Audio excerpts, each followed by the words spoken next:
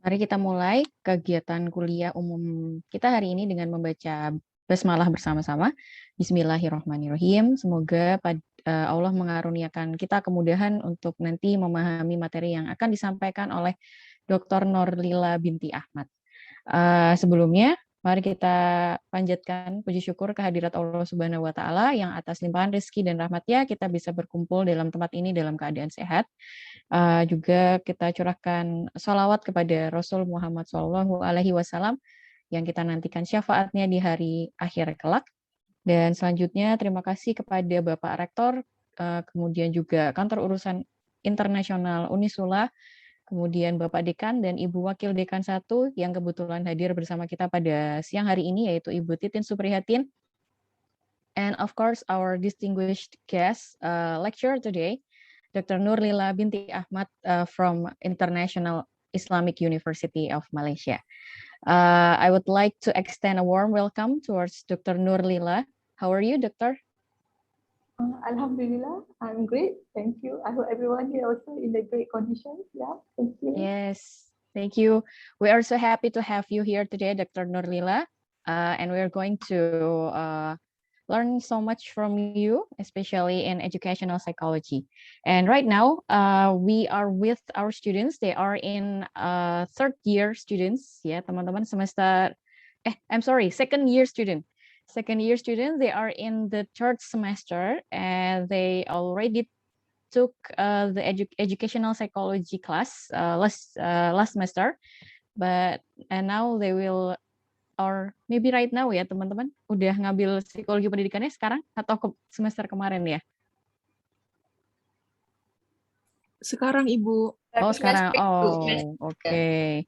Oh, so they are currently enrolled in educational psychology class, so this will be broaden their knowledge about the educational psychology, and especially for the topic today, in which we are going to talk about planning, instruction, and technology. And before we start our class today, I would like to read the curriculum vitae of Dr. Noorlila. So I will share. Can everyone see the screen, my screen right now? Apakah teman-teman bisa melihat, sudah bisa melihat tampilan di layar? Sudah, oke. Okay. Sudah. Yes, thank you. And this is Assistant Professor Dr. Noorlila Ahmad. She is from Department of Education, Psychology, and Counseling, Kulliyyah of Education, International Islamic University, Malaysia. Dan di sini teman-teman bisa melihat ada alamat email beliau, kemudian ada Google Scholar dan ORCID-nya. Nah, Dr. Noorlila Ahmad ini merupakan dosen yang mengajar di social science subjects seperti educational psychology, adolescent development in counseling, stress management, for teaching and learning, research methodology, and understanding students with special education needs. Her instructional objectives have focused upon developing students to understanding elements of psychology in the aspect of education setting, psychological well-being, and mental health. Dan beliau ini juga sangat aktif terlibat dalam berbagai proyek penelitian dan juga merupakan seorang expert dalam psikologi terapan yang terspesialisasi di area gangguan emosi, psychological well-being, related to exposure to nature, or eco-psychology, and communication skills gitu. Jadi sangat luas sekali expertise beliau ya dari psikologi pendidikan dan lain sebagainya. Nah, beliau dari S1 sampai S3-nya di Universitas Putra Malaysia, dan ini adalah title dissertation beliau, yaitu adalah restorasi dan nilai spiritual sebagai mediator hubungan antara ekopsikologi dengan gangguan emosi. Sangat menarik ya teman-teman judulnya. Nah, beliau juga merupakan anggota associate member dari Malaysian Psychological Association. Kemudian research interest-nya ada di psychological well-being and mental health, psychosocial profile, eco-psychology, nature environment for restorativeness, spiritual values, communication. Kemudian di sini beliau memiliki banyak sekali pengalaman dalam teaching, dalam mengajar. Kemudian di sini juga di appointment as an expert, sudah diminta menjadi expert dalam panel pakar kompetensi pendidikan khas di Malaysia baru-baru ini dari Mei sampai September 2020 lalu. Kemudian komite untuk Guide for Teaching and Learning di IIUM dan beberapa expert yang lainnya. Kemudian beliau saat ini menjabat menjadi koordinator for educational psychology. Kemudian beliau memiliki sangat banyak sekali teman-teman research experiences-nya, luar biasa sekali. Mungkin saya bacakan yang terbaru saja, ini yang terakhir. Kajian keberkesanan tadbir urus dan impak pelaksanaan 2 program beasiswa KPN, Grant under Kementerian Pendidikan Malaysia. Ini pada tahun 2020 lalu. Kemudian untuk publikasi beliau sangat banyak sekali ya teman-teman. Ini ada yang sudah terindeks di Scopus, di ESCI, di ERA, dan lain sebagainya. Di ISI, ini yang terbaru pada tahun 2021 ini, yaitu adalah role of restorativeness in improving the psychological well-being of university students. Nah, mungkin teman-teman nanti penasaran ya, apa sih itu restorativeness? Nah, we can ask Dr. Noorlila later and ask her to explain it to us here.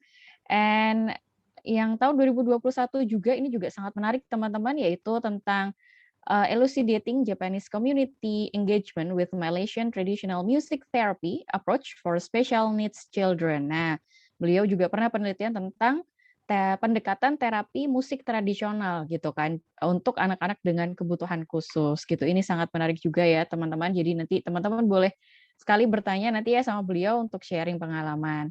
Kemudian pada tahun 2021 lagi, wah, this is amazing, Dr. Noorlila, you are very productive academician.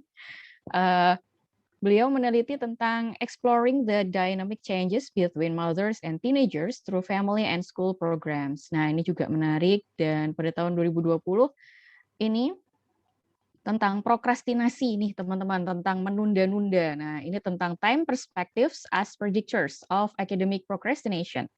Gitu. Jadi ini juga mungkin teman-teman semua bisa relate di sini ya, yang suka menunda-nunda ngerjain tugas dan lain sebagainya seperti itu. Kemudian tahun 2020 juga ini tentang prediktor dari resiliensi among Indonesia students in Malaysia. Jadi resiliensi pada mahasiswa Indonesia yang ada di Malaysia nih gitu. Nah, itu juga menjadi salah satu penelitian beliau.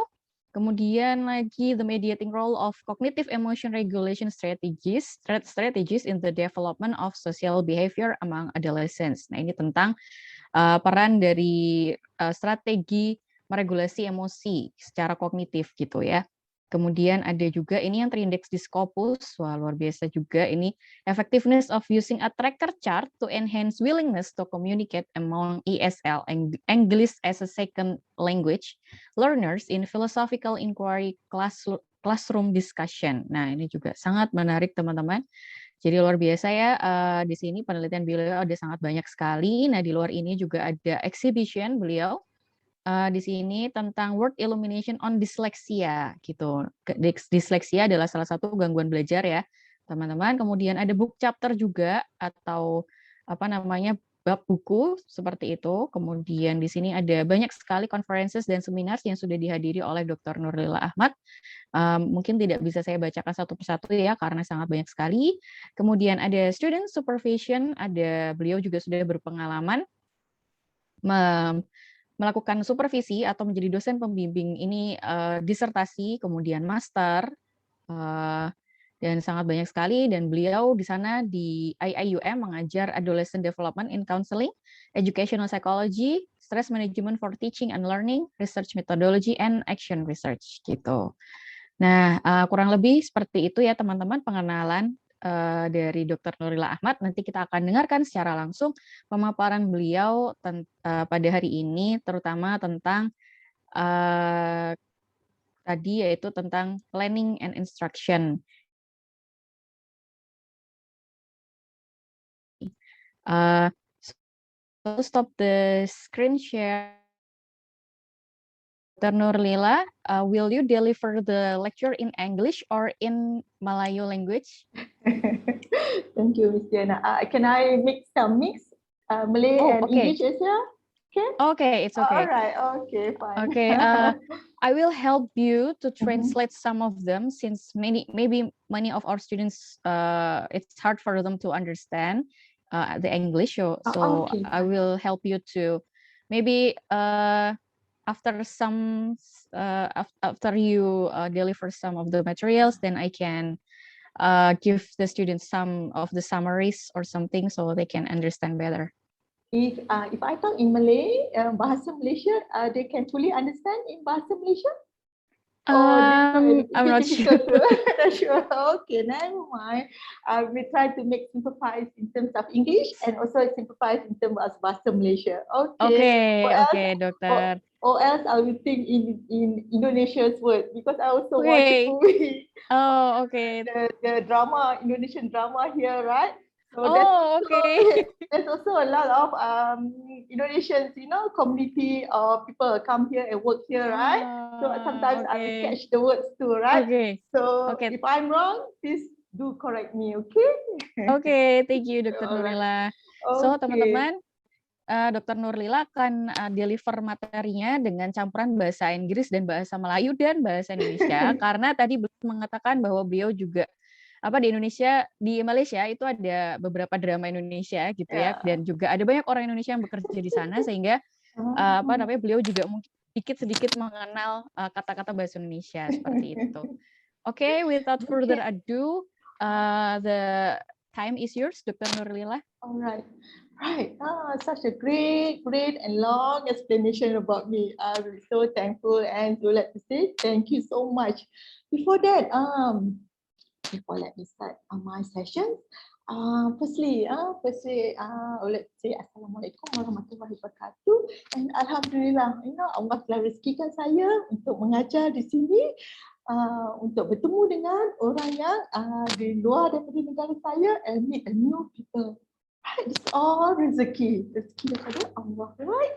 So, all right, before that, I would like to say great thank you so much to the organizer, University of UNISSULA, Puan Titi, Suprihatin, and today the moderator, Ms. Tata. All right, why I take this kind of opportunity? It's an opportunity when I received the email from the University of UNISSULA, we do some exchange program for me to teach. I always think that mengajar is the ibadah. It's the ibadah. So today, I take this opportunity somehow to contribute my knowledge, sharing, and as well to enhance, sharing to all my new students here, my skill, my experience, my knowledge. I hope whatever I contribute here is somehow you can take it and use it in your future. Nak lagi, we are in education, so essential in education. You become a teacher later on, you become a great role model and going to teach them, and the student going to see you, right? Very significant role, right? So you need to become a very effective and good teacher, right? So, and as well, it's part of my contribution to my university, to my Kulliyyah of education, and more importantly, right, it's for my contribution to the community. Sometimes we say that, right, do a small things, but in a great way, right? So we need to do some great things, right? So it's very important. Sometimes do a community service, right? We not just a teaching, but we do a lot of community service. That is important of the role of teachers. All right. Today, I always teach about on the Miss Tata or Miss Diana already list out all my teaching subject that I taught. I'm now teaching in the IIUM. I always emphasize on education psychology, more on the stress management or on the methodology. But today, University of UNISSULA has given me this new topic. Hans, no worries. I try my best. You shouldn't say no. I can't do this. Is somehow it's not some reject something that although it's a new, but you always make a bigger concept or you try to relate what you have learned. Right? This is very important for you to do some motivation to yourself. Right, so the topic of today is discipline, instructions, and technology. Is it essential as a teacher? Do you think it's very important as a teacher to understand planning, instructions, or technology? Or just basically in your particular program? Some of you surely, a lot of programs that you are, different programs in this class, right?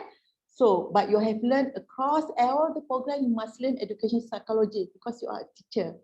But how under this education psychology also has part of it on planning, instructions, and technology, because you need some strategize later on.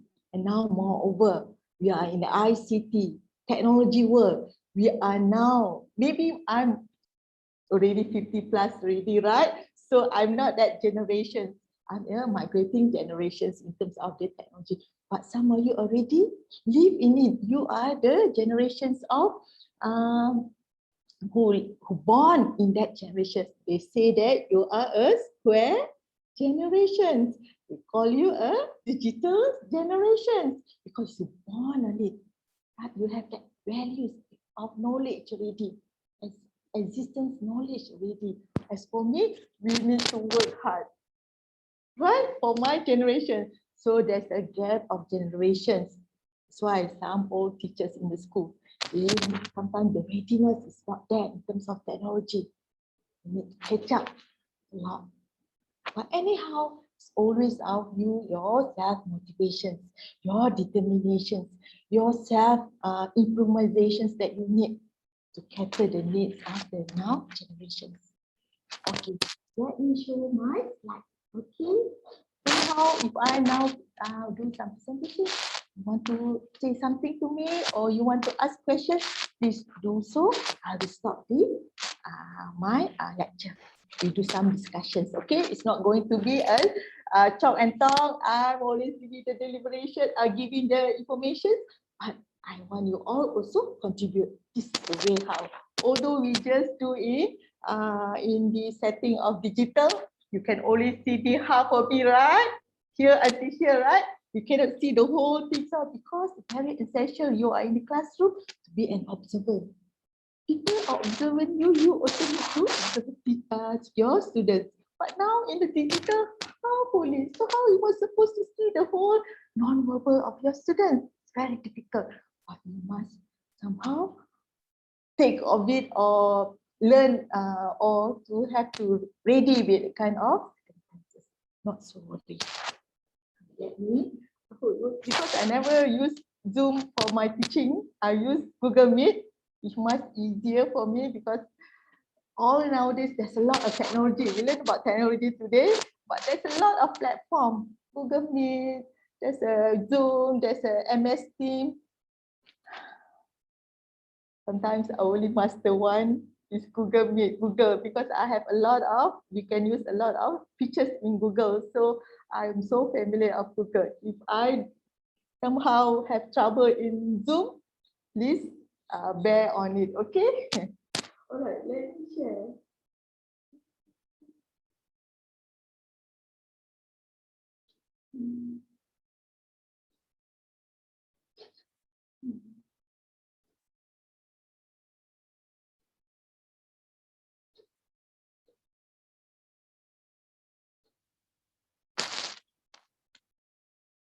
I hope everyone can see.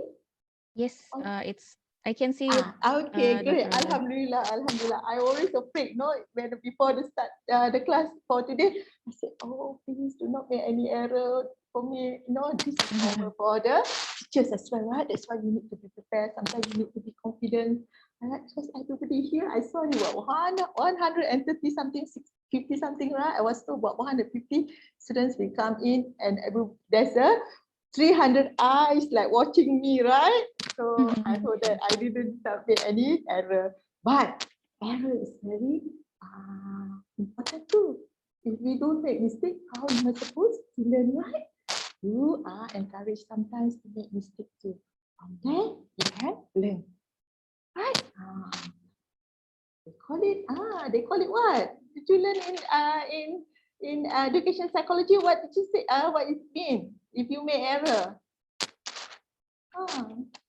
If you make error, what is it? You do some what? Oh, oke. Teman-teman, Dr. Noorlila bertanya kalau Okay. I will translate it to you Okay, because the alright. students it's hard for them to understand. Teman-teman, Dr. Noorlila bertanya kalau kalian membuat kesalahan dalam apa yang biasa dilakukan tadi, apa namanya, atau error tadi ya, apa yang biasa dilakukan atau apa yang akan kalian lakukan kalau kalian melakukan error atau kesalahan gitu. Mungkin ada yang mau menjawab via chat juga boleh, silahkan teman-teman. Kalau kita buat kesalahan, what we call it? Apa panggil itu? Learning of what? Learning by? Kalau kita bikin kesalahan itu disebutnya belajar dari apa tuh gitu. Silakan teman-teman, mungkin boleh direspon. Oh, okay. Oh, introspeksi, okay. There are some answers, Doctor. Okay. From Reza, it's trial and error. From Nabila Sabita as well. Betul. In what theory is that? In trial and error. Make mistake, evaluation planning, solution, ability of the error. Yeah, there's a lot. Yeah, that's true. And more importantly, is experience and as well dalam explorative learning. Learning by mengeksplorasi. In Indonesia called eksplorasi, right? Eksplorasi, pembelajaran, eksplorasi. I see. Very important eksplorasi ni. If you don't make any mistake, when you make a great achievement, one day you make a mistake, you feel lost. How your problem skills will be. Because life is all about problem solving. Right? Dalam hidup kita kena ada selalu buat solusi, buat problem solving dengan baik. Alright. Okay, great. Thank you for your answering. Alright, this is the topic. The topic is very instructional, and as a teacher, we need to plan. As a teacher, also there's the instruction we need to do. And as a teacher, we also have the technology, the ICT. How important it is. Are we good in terms of literacy, technology literacy? Are we good in terms of competency? Because of the well-overwhelmed information that in the internet. Are you overwhelmed? You terasa terlebih-lebih maklumat? Nowadays, this is very important. As a student, as a teacher, as a student, you need to become very literacy in terms of the technology. You must be competent in terms of select all the informations. Okay, next. Okay. Okay, this is what our learning outcome. The learning outcome for today is I have segregated it into 3 points. Firstly, what is it? Surely pun ditanya-tanya dalam fikiran. Apa itu planning? What is instructions? And why it's related to technology? Right. Today we're going to talk about all these things. We give the definitions, we need to understand, and how this is so related to the education setting. That's why it's very important now. It's way back already, but it's very now important in this reality, in this setting now. Moreover, the digital and the COVID significantly really give any great impact in education setting. Globally have been impact. Economics, in our financials, in our life to life, in our socials, and as well, no exceptionals, education. Okay, from there, we need to identify. Kena identify, kena kenal pasti. What is the important elements? And the benefits. Perkara-perkara yang membawa kebaikan, perkara-perkara yang membawa betterment to the teaching area, both to the teacher and students. Moreover, classical approach is the teacher-centered. Right? But nowadays, the directions of the trend, it shows that student-centered is more important. Why? Later on, kenapa student-centered is sangat penting? Right? Then we need to later on kita kupas bersama. Okay, and then how? How can we apply? With this planning that we already planned, giving the good instruction now to the students, with the same tools given by the technology, how we use it. Nowadays, no more lagi what? Tak ada lagi senaraikan itu, senaraikan ini. We need terus ke aplikasi, implementasi, and using it so effectively. Kena maximize. Now the question is, are we being manipulated by the gadget, or we need to manipulate the gadget? Normally there's two perceptions here. All right, very good in terms of the handling the gadget, handling the time, handling of that. We are manipulating, right? We are manipulating the gadget to solve our need as a mediator, to ease all kinds of usage in our life. All right. Okay.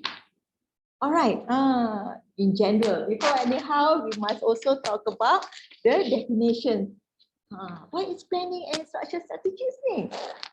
The definitions is normally when we talk about it, planning, perancangan. Cikgu-cikgu kena rancang. Cikgu-cikgu kena ada satu strategi secara dokumentasi, terus diterjemahkan dalam bentuk rangka atau framework, and we developing it in terms of systematic. What next you to do before, in the classroom, and after the class. You must be on organizing. Otherwise, you cannot just come to the class. What I need to do? You are not, sometimes you are not, your mind, you already planning inside your mind, but doesn't mean that you can be able to showcase it. Sometimes you put it into the organized documentation. You must list down all the needs. Later on, we will going to talk the essential information. So you need to organize all the strategies before the class, during the class, after the class, all kinds of things you need to must be able to prepare.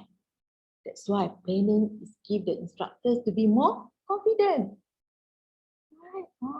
Because of all the students are watching me, watching you as a teachers later on, you must be confident. You are giving your sharing information, sharing your knowledge, sharing your skills. All your students look up to you due to your expert area. You maybe in your tassels in English or in Arabic, or in counseling, you are looking, people are looking at you, right? So you must be confident. Due to the expert, your expert area, you are able to guide, based on the course plan, based on lesson plan that you already designed it. Must cover all the necessary input based on the subject. And moreover, you must be good for your class time, time being of your allocations of your time. And also we always think that kita selalu fikir, what's going to happen? Apa yang akan berlaku ni? If instructional doesn't happen, you didn't make some planning that you cannot deliver in terms of structure. What's going to happen? Right? You must be chaotic, right? Dalam classroom mesti huru-hara.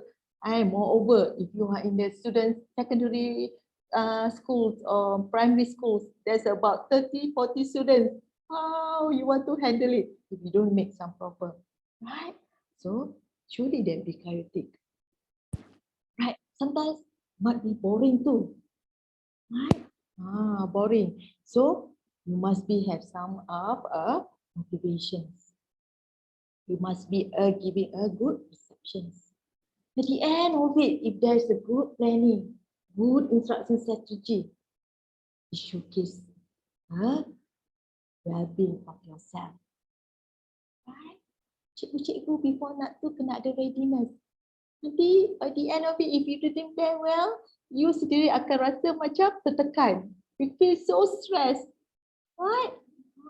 If you feel so stressed, you can't deliver your teaching. The class will be less effective. Alright? And you can't even control the classroom. Class management, it's very essential. To be able to control. Right. This is another one. When talk about planning and structure strategies, this is the element that's very important. Normally, when we talk about, you learn about in education psychology, the element of taxonomy bloom, right? You need to understand each of the level at the hierarchical. But anyhow, nowadays, no more really of understanding. You just can remember. But at the end of it, to ensure that the quality of teaching and so on, the on top of it. What is the on top of it? Of the taxonomy bloom. You learn already? On top of it, what is that? Teman-teman masih ingat taksonomi Bloom? Ada yang sudah pernah belajar taksonomi Bloom? Pernah belajar? Sudah pernah belajar? Sudah? Atau mungkin lupa ya? Okay. The top, the peak is to create. Because after that, remember, the comprehend, the evaluate, the synthesis, kita kena create. That's why life is all about creating. The output is the creating. The output, the product. Nak lagi during COVID ni, you can see a lot of something that di luar pemikiran kita, people invent just to cater the pressure, just to cater the problem that we face. COVID ni bukan satu masalah, it's satu cabaran untuk kita mengatasinya. Alhamdulillah, dengan COVID ni Allah berikan kepada kita untuk kita lebih maju, lebih kita untuk refleksi. Refleksi is very important. What next we need to do. Dan paling penting di sini during refleksi, right? Our tali kebergantungan kita kepada Allah Subhanahu Wa Taala. Have you seen that? That is very important. It's my reflection. Maybe different from your reflection. Right? Saya rasa during COVID ni, the more important is okay, right? Tali kebergantungan kita, oksigen spiritual kita ialah kepada Allah Subhanahu Wa Taala. Alright, okay. Alright. So this is the element that is the organizations, the classroom management, preventive approach and confidence. Is this element ni? Organization is make sure that the teachers to ensure that the students be able to, if you do some organisation yang baik, organisasi yang baik, student-student ni akan lebih fokus, ready, attentive, alright. And then if you do some more technique, some of the techniques later on we talk about it here. Chart is the future ways of teaching students. Do some housekeeping, sure, right? Before the class start in the early semesters, sekolah baru, pembelajaran penggal, dia kasih satu housekeeping yang baik, beritahu kepada pelajar-pelajar. They will focus more on learning. And then habits. During the teaching also we need to emphasize not the elements of the input into the curriculum saja. In school, we need also as teacher role model, we need to give a nilai-nilai muni. We need to emphasize on the nilai-nilai muni, right, to the student. As a teacher, we need to showcase. As a role model, we need to tell the students of that nilai-nilai muni. Otherwise, look at now generations. Maaf saya cakap tentang penyakit social. Important. I hope that you always as a teacher have a bigger role on that. To keep that very important. You must be independent in terms of the curriculum that you're going to teach and also nilai-nilai murni. Simple one. You know, simple ones in terms of saying thank you, good habit, punctuality, hygienic, all kinds of things we can just get while teaching. Do this kind of information given. Emphasize on that. And then when we talk about classroom, there's a lot of wide skills and techniques that approach that you can use it. Right, to ensure that products the students more productivity. Right, because teaching is like a champion. You need to teach like a champion, be outstanding, right? To ensure that there's a relationships. Right, classroom management. Moreover, when you talk about the Yuri Bernfeiner in terms of the models, right? The model, the circles, the layers, right? The schools, the school students, the teachers, the parents, the schools, the communities. Right? If you learn already the Yuri Bernfeiner models, ecology systems, you must be know the class management. So you need to have that kinds of ensure everything in harmonize. Dalam keadaan harmoni. Alright. So preventive approach is all about the behavior, a positive behavior. Right. To make sure that a teacher calculate or nurture the preventive approach. To make sure that in terms of social skills, communication skills, emotional skills, safety skills, resilience, all kind of things. Because everybody, we know already, right? Dekat sekolah ada kinds of background. Multiples in terms of learning disabilities, learning diversity, background of demographic. A lot of things you need to ensure that it's all being covered. Otherwise, a lot of problems that you're going to face. Always in my class of education psychology, in the introductions in first sem, I always we talk about introductions. Later on, I always bring this book. This book on one writer in Malaysia. They make a book. Dia ceritakan tentang pendidikan psikologi cara Rasulullah SAW. Dalam buku tu menerangkan tentang Rasulullah SAW lah pakar psikologi yang terbaik. It's a very nice book. I read that book. So I always in the first ni before we go for the Barat punya perspektif, we know all the theories, all the models that been brought by Barat, but I always wanted to put it into a model by Rasulullah SAW. It's very good. You need to everything show. Rasulullah SAW has shown a lot of in terms of teaching. Sometimes kita lupa, alright? But you must always ingat Rasulullah SAW. Cara pendidikan Rasulullah SAW.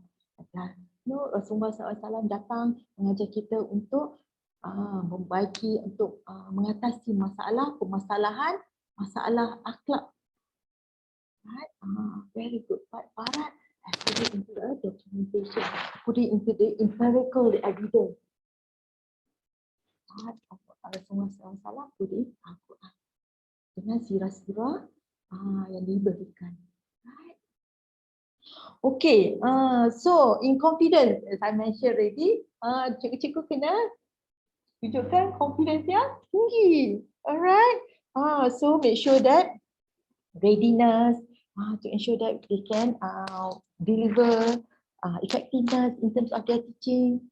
Well-being is very important. Your inner peace. Dekat sekolah nanti, when you teaching in the setting in education, what are things you kena buat kerja? Administrative work, teaching work, community work, right?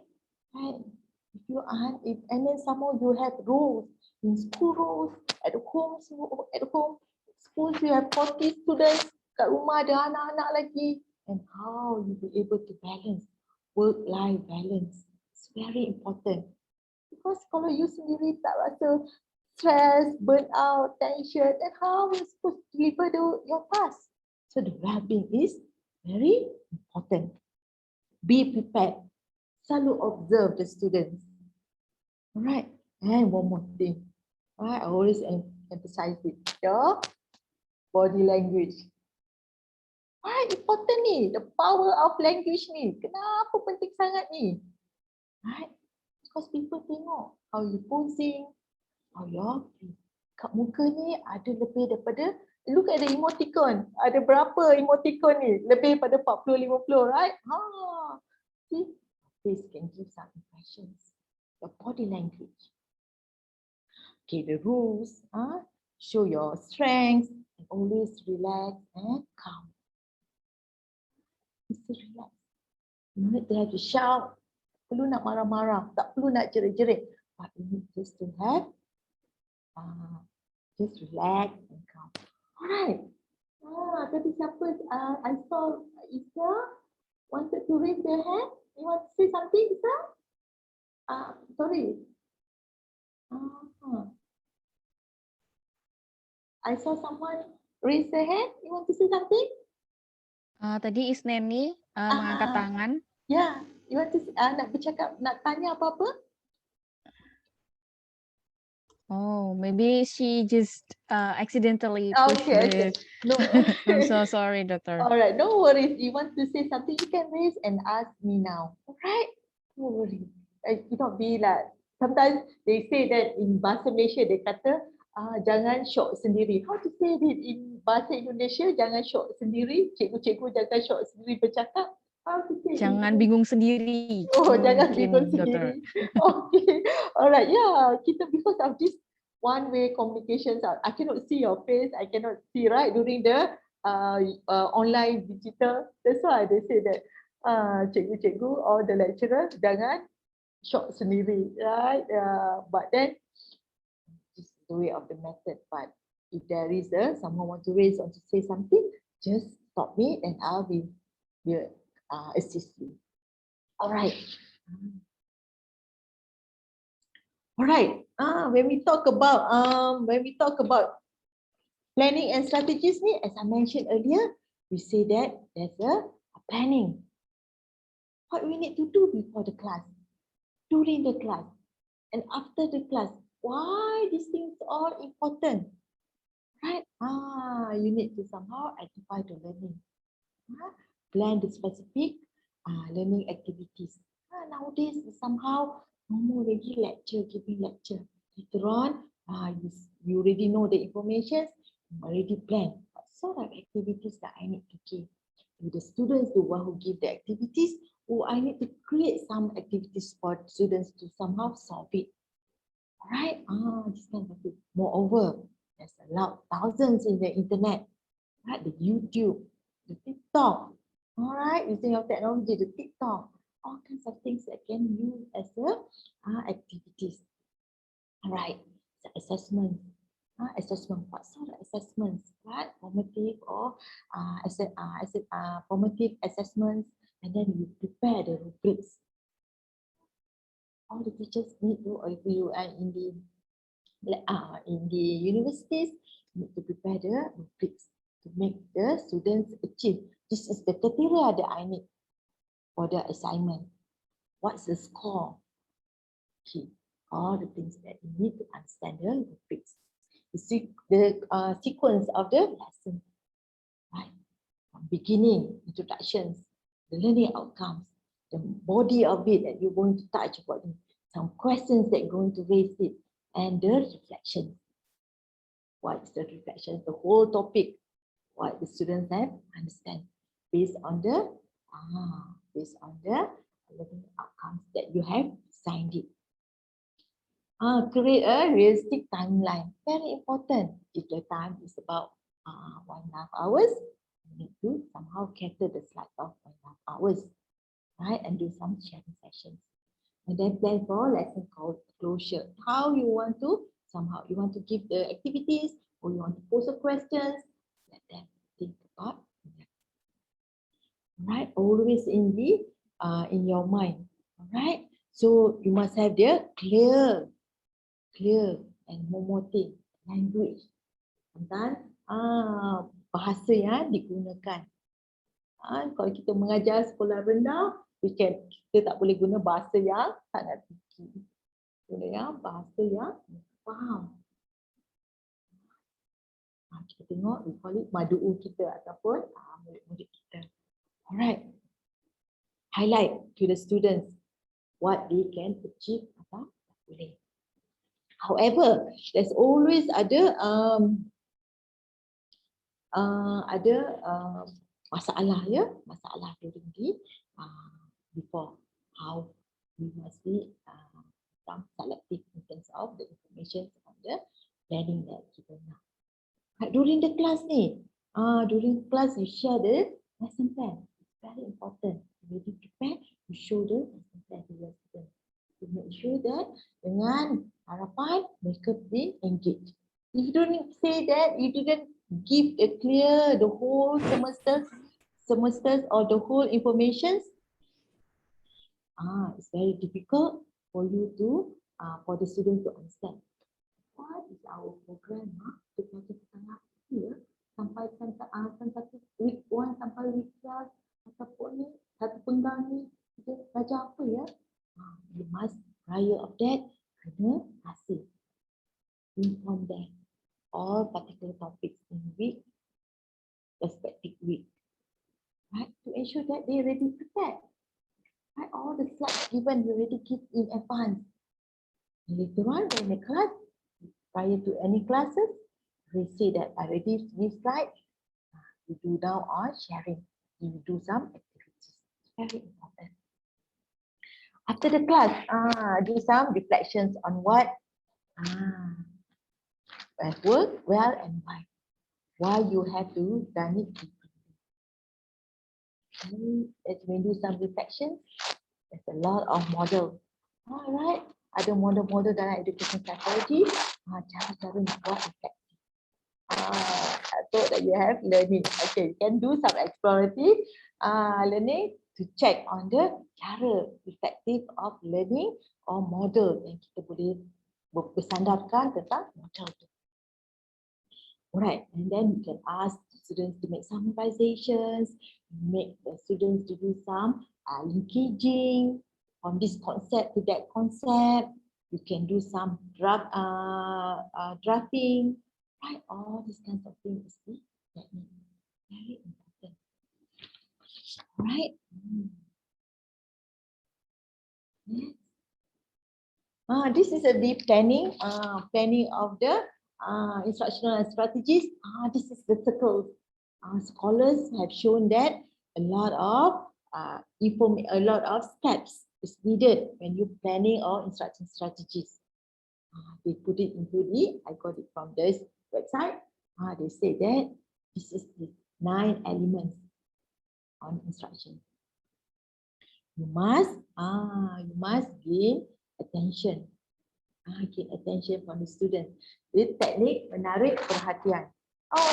You can do it during the mungkin teknik perhatian when you start your classes. Bercerita, storytelling. Storytelling is very important. One of the techniques. One day you become teacher during the class, you do some storytelling first. Or maybe later you ask your students to do a storytelling. So storytelling is something that is full of imagination, full of your expression. So it can be technique gain attention. Maybe you can do some quiz. Alright, all kinds of gain attention. Second, you need to somehow inform learners on the objectives. What sort of objectives that you need to show to the students? All right, learners' objectives. informed. Maybe because of, learners ni ada, I have mentioned, there's a diversity, differences, styles, right? And disabilities, right? So you need to catch their sensory. Ini important to touch of their sensory. Our 5 sensory ni, wake up, visuals, auditory, kinesthetic, all of. This is very important. When we teach, we cannot say hari ini saya nak mengajar tentang gunung berapi. Very monotonous, right? You need to use your voice. You need to use some nice visuals in terms of their catching their eyes, visual, auditory dia, very important. That's why we need to somehow about the objective to ensure that they be able to somehow high performance, right? Sensory is very important. And prior learning, we want to stimulate in terms of connective kita, process connective kita. Very important process connective kita. They learn of educational. One thing we learn about our brain first. Lepas tu kita learn about Piaget, about the connective. Very important. So from there, they can, prior learning, they can be able to recall some knowledge. Right? When you give them a new knowledge, they can make some linkage. They can make some relationship. What they have experienced it. They can recall. Right? They can integrate all kinds of things. And later on, because sometimes we give some extractions, they be able. Right? And one more thing, the next one, they present the content. Right? You must be, as a teacher, you need to variety the methods. It's on lecture, reading, activities, projects, and others. You must present a new content. But nowadays, last time, it's so easy, right? Papa hitam, and then you all tulis, teachers will write down. But nowadays, due to the technology, apps, YouTube, internet, they give some diverse. Sometimes, new students, right? New students, they already know all that information. You are the mediator. You just facilitate, right? Sometimes become a mediator and assist them, right? And you use the technique of taxonomy from the noun, from the previous to the verb. You check on the taxonomy, they use the new verb. But the verb somehow, on the questions given, the end of it, how you be able to come up with solution. That is the reality about taxonomy group. It's not because of the verb, kata kerja dekat yang taxonomy baru tu. It's all how later on the students be able to do something and come up with a new things. Right. So next is all about guidance ni, as you know, right? Cikgu ni as a mediator. Now we are the mediator. We do support. We become a scaffolding. Right? So make sure that the students is not frustrating in the journey of a student. Alright, we need to do a lot of techniques, forms in terms of strategies. Alright, strategies in terms of visualizations, helping them, assist them. Alright, so next the practice. They call it practice make perfect. Kalau kita selalu practice, kita will make perfect. Alright, and from there we learn a new skill. Practice also boleh buatkan student revisit. Dia boleh revisit the previous activity. Boleh remodel or reiterate the information yang dia ada kepada informasi baru. Right? And they will somehow connect with their friends to do some discussions. Alright, provide feedback. Very important. Teachers need to give feedback. It's part of the planning and instructional. Why? Why must give feedback? Always ask, why must give feedback? Because this is somehow to improve their punya kerja. Right? Must be a positive one, constructive one. Right? Because of by implementing a feedback, it will be somehow a structured punya learning process. You become a student to become very confident, improve dia punya kerja, and then they can do a teamwork together. Yeah. Assessments ni, very important assessment, right? A lot of assessment given. It can be a formative, it can be a summative. A lot of things. Quiz, exam, written assignment, projects, and so on. With this, they learn new things. All right, enhance and detachment on the job too. So later on, they can apply it to their experience work in their reality. They are in their reality work, not in school setting. How I want to relate what have I learned in schools, in universities, to the real world. Because we just started, right? This is how we apply what we have learned. All right. Planning instructions also involve on the time, as I mentioned, time, homework, Q&A, discussions, homework, and class activity. All right. Class activity. We always think about homework, but I want to emphasize here is on homework. Because of there's issues on it, right? There's issues on it. How much is too much for homework? Right, there's always a classical. It's become a classical issues on homework or the effectiveness. How much is too much for homework? For you to somehow think about it. Later on, you want to give homework to your students. How much is it? 1 hour? Is it this thick? How long? There's a lot of scholars that make some research on that. Someone say that because at the end of it, he give a great impact in terms of time have been spent in terms of homework. Some scholars have said that 20, half an hour, 20 to 30 minutes is sufficient already based on your category school, sekolah primary or your secondary schools. Otherwise, this is the effect based on the research. Many scholars have done research effects on me. They said there's a lot of pros and cons in terms of homework. They say that the cons, it's very important homework ni. It's not just what you learn at school, homework. Dekat rumah, develop important study skills. You are be able to somehow time management, organizations, motivation, and independent learning. And remembering the key information. This is the values in homework.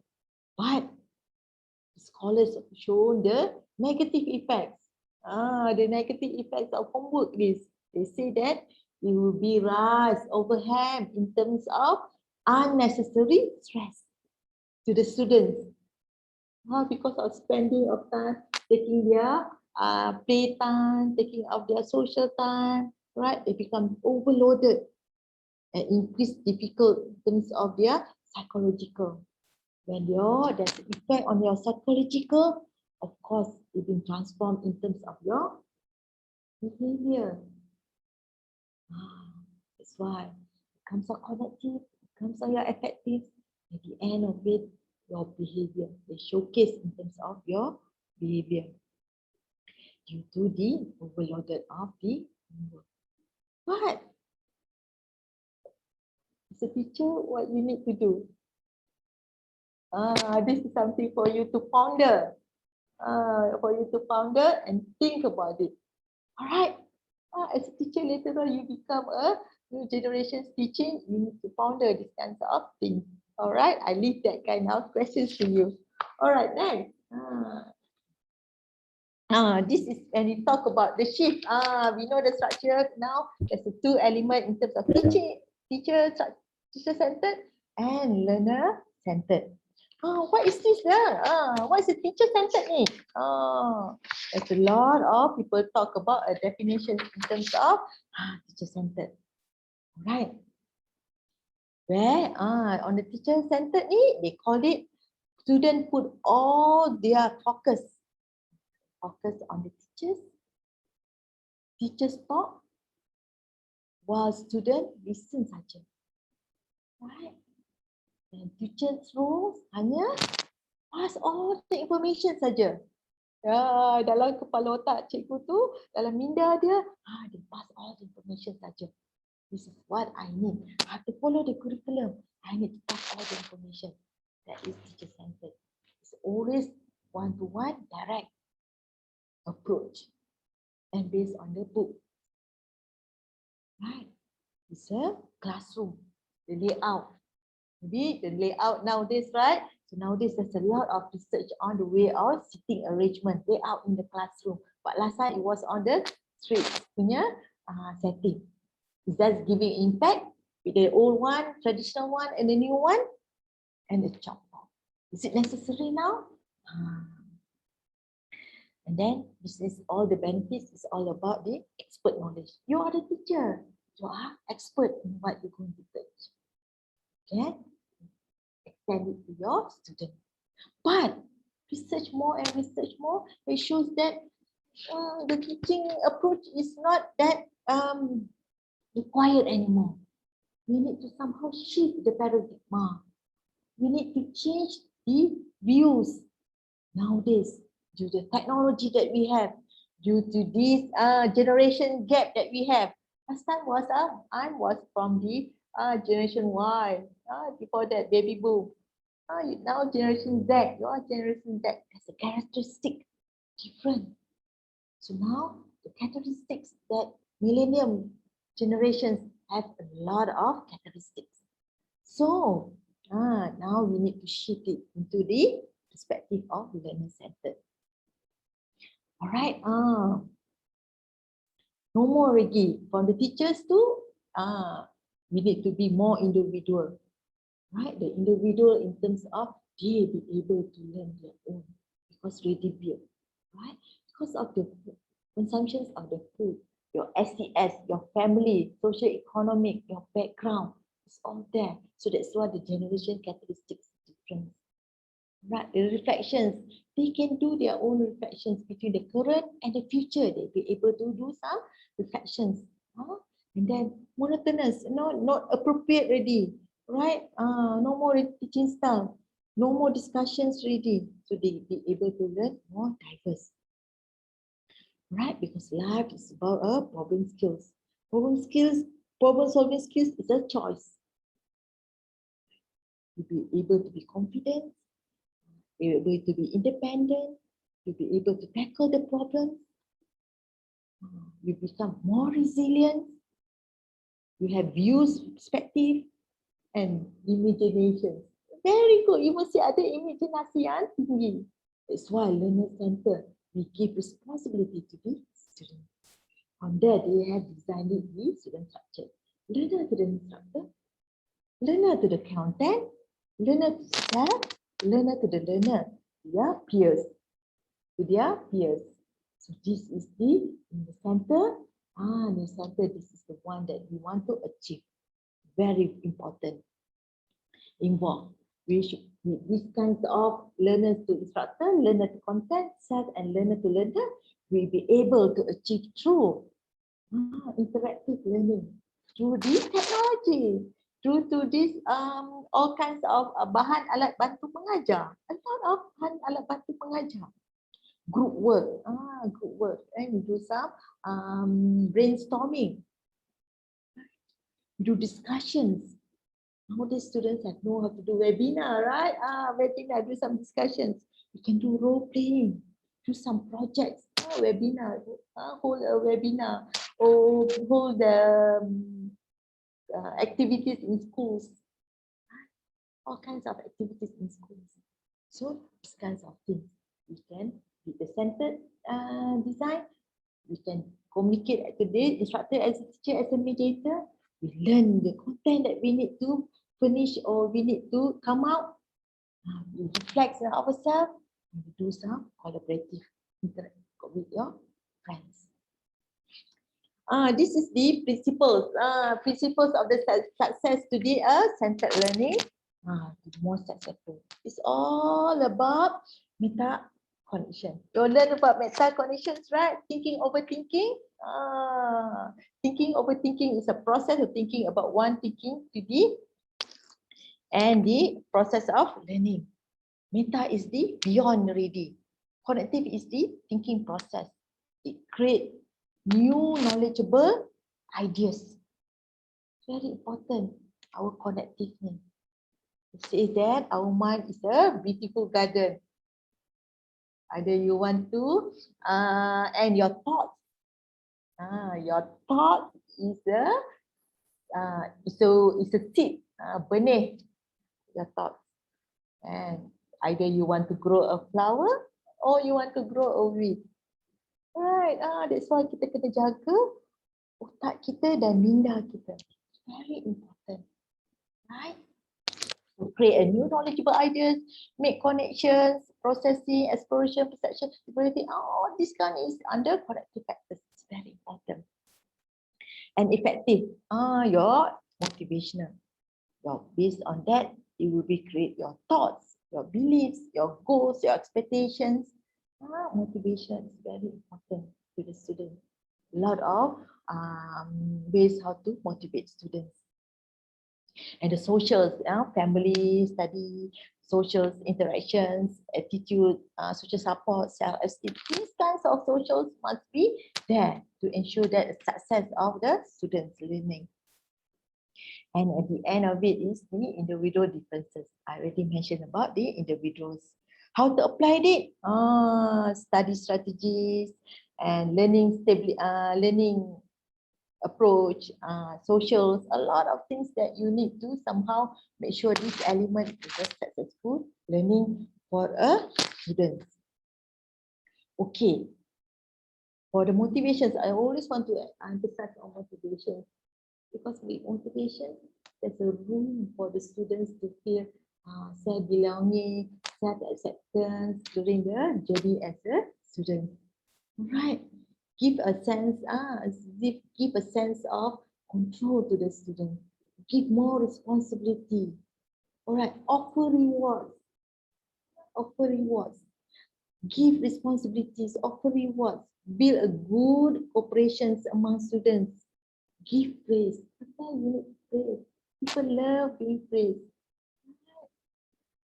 And you need to somehow build intrinsic motivations more rather than extrinsic motivations. Very important, these motivation factors. And later on, when you give activities or you give work to your students, a lot of ways to give a praise or give the stars to the students. Simple things, right? Sekolah rendah, boleh kasih star to make them feel so happy. And then you need to somehow make goals to their students. Right. So this is the student-centered instruction strategies based on problem solving, essential questions, and discovery learning. Problem-based is now more important than in our planning instructions. Maybe you can give some topic or some activities. Nowadays, I always talk about climate change because I more on nature, more on climate change. Climate change, how they are pro-behavior towards. Maybe you can give that kinds of activity. From there, they can source a lot of information material, address the issues, how to solve these problems, the content. It's very important. Just keep on activities. All right, because a normal traditional way, we just inform or told the students, they just memorize and then problem assigned. But in a new way of it, we keep problem first. Kasih satu tugasan problem, how to solve it. Then the student will identify. Sebenarnya problem solving ni, climate change ni, kita kena jaga alam semula jadi ni. Macam mana kita nak jaga? Jaga kebersihan, jaga ambil buang sampah dengan baik. Right. Green, greenery punya tu. A lot of things kita kasih problem juga. Right. So they can do some application in the real world. Right. Pembakaran, all kinds of things. I make some contoh dari segi climate change. It can be 1,000 of contoh yang lain gitu the students. Same goes essential questions. No more lagi student yes or no. They are very close questions. If you say yes and no, you must do some different types of questions using probing questions, requests, and then reasoning. You ask them evidence. You ask them consequences. You clarify the concepts. All these kinds of ways of thinking punya questions. Tidak, tak mau lagi ya atau tidak. You must different the ways of asking. Discovery learning. This is I say to you, explorative discovery learning is very important. From there, they can source a rich information. Right? Do some projects, they do some experimental, do some practice, and from here also there will be some encourage mistake. From there, if there is a mistake, you know. Lesson learned for the mistake. It's not to be repeated the same mistake. It's a lesson learned. Right.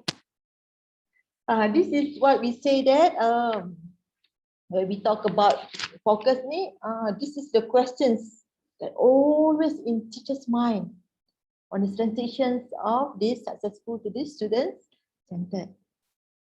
They said that, what do we want students to know? Deeply or forever? Deeply and forever, and be able to do? Yes, we do something else, significant project, a significant task for them to remember more. Right? How do we know when they do it? There's a lot of, we can do some assessment. Sometimes the easiest one, aptitude skills, aptitude assessments are based on your skills, or we check on their achievement, intelligence. Kinds of assessments of to know their mastery. Alright, kalau in mathematics, alright, they can achieve dapat A banyak, betul jawapan dia. Alright, so attitude dia mungkin dia tahu jalan-jalan formula-formula dia, skills dia, right? So, and also how we will do some intervention, right? A lot of intervention. Sort of intervention if they want to do. Is it a face-to-face, personal coaching, peers punya assessments of helping? We can do some interventions. How will you respond when they already know it? Since these generations we know already, right? They are well of hand information. There's to say that. They know already everything. Then we need to enrich it. Right?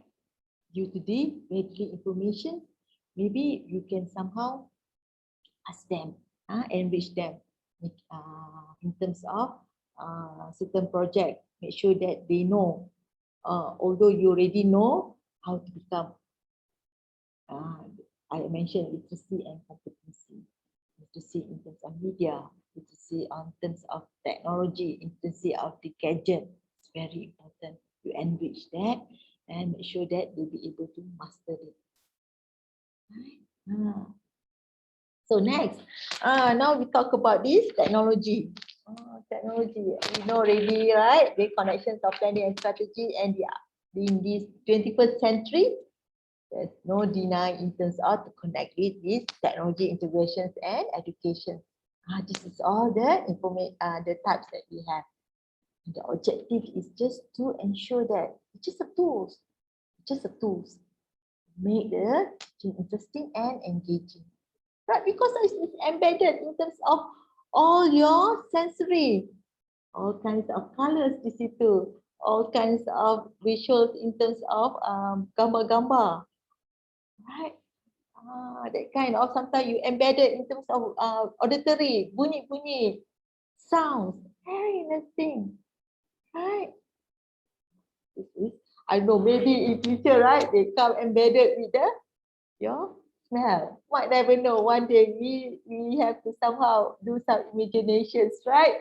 Technology, right? Technology comes together with the smells. I also don't know. Maybe manusia, Allah rezekikan mereka sangat pandai. Okay. So just to have the motive of interesting and engaging. Alright. To just to have the to enhance the foundation of skills and knowledge. With technology, it may be accessible. You just post not even a second. Being accessible to others very fast. And now in teaching of learning, there's a lot of platforms, a lot of apps that can use.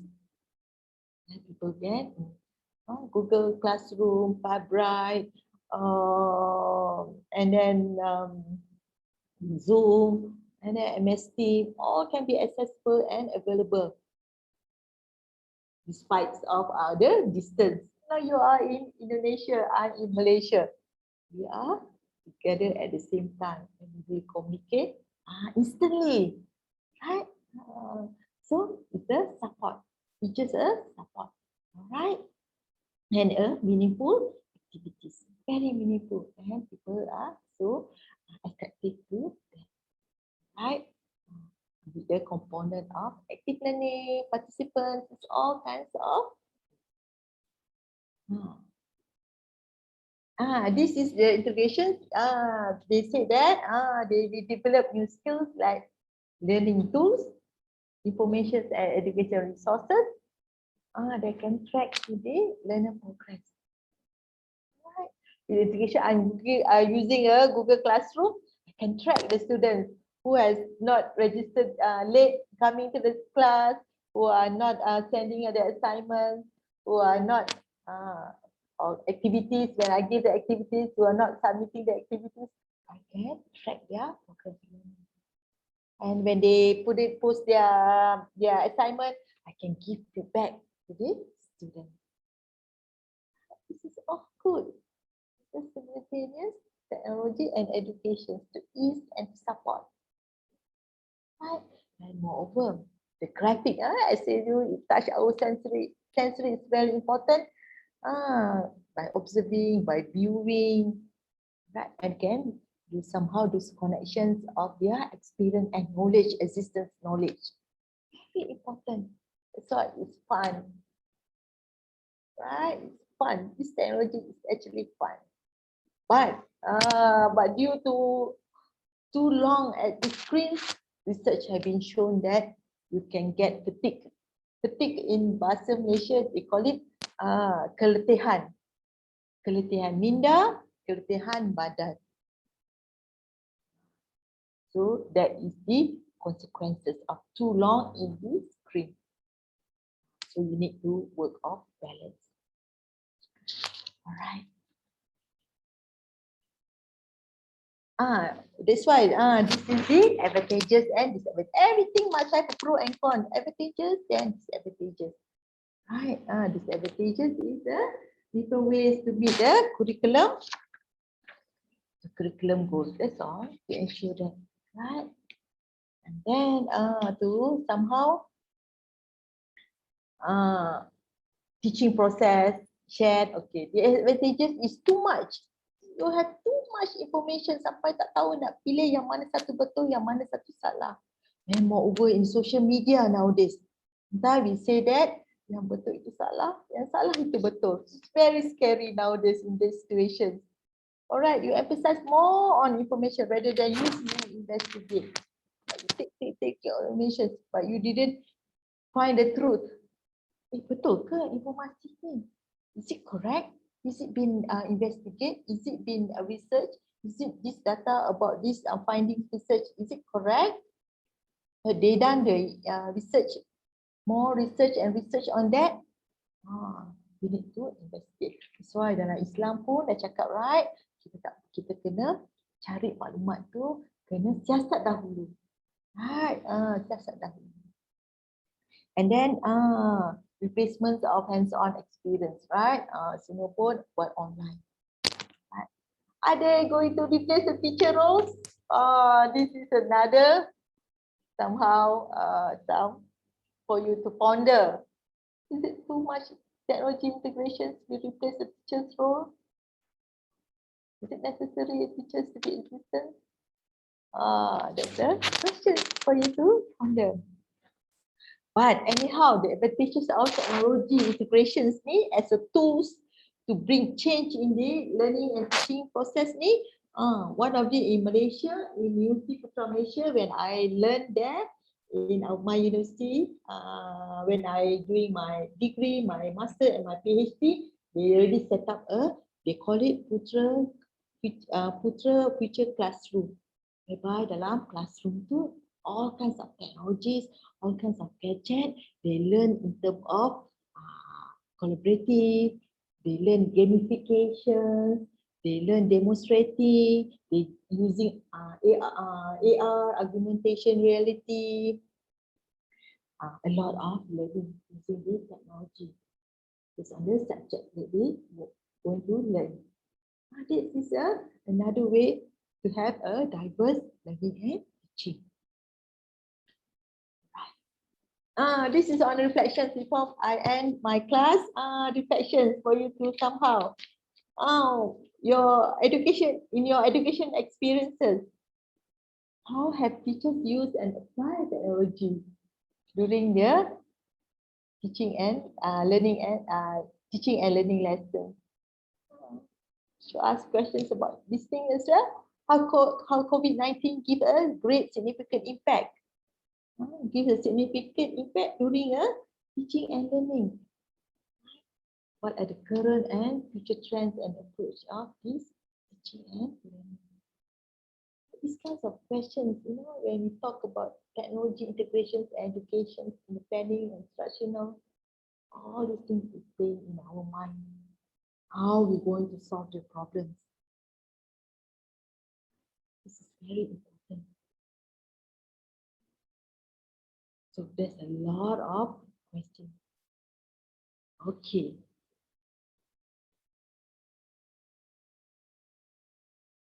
So, do you want to somehow talk about it, or you want to answer it, or what? Okay, saya tengok ada banyak di sini jawab soalan-soalannya. Okay. So, this is all the information that I want to share about technology in the short time, right? Just like 2 hours. I was told that given 2 hours to just talk about this topic. Right, okay, let me talk about it. I saw this ada 8 orang entah post question here. Kita ada banyak role dalam hidup, guru punya kepercayaan diri. Okay, body language ya, ekspresi muka ya. I'm sorry, Dr. Noorlila. Yeah. This is the translation of your lecturer that I wrote in the chat. All right, you wrote the chat to them. Yes. Okay, all right, okay. I hope it can help the student to understand you better. Okay, all right. So I hope that what information saya harap apa yang saya berikan di sini sedikit sebanyak memberi maklumat tentang how important is planning, how sangat pentingnya instructional ataupun dan juga teknologi. How this combine and give a significant impact towards our education. Alright, anyone want to ask questions? Okay. Shall we start the question and answer session, Dokter? Oke, teman-teman, apakah ada yang mau bertanya? Mungkin tadi materinya sangat menarik ya, dan sudah saya tuliskan sebagian besar di kolom chat. Teman-teman bisa mengacu pada kolom chat, bisa baca. Tadi kurang lebih ringkasan materinya. Nah, silakan kalau misalnya ada yang mau bertanya. Boleh di kolom chat. Ada yang mungkin mau open mic langsung bertanya kepada Dr. Noorlila, silakan.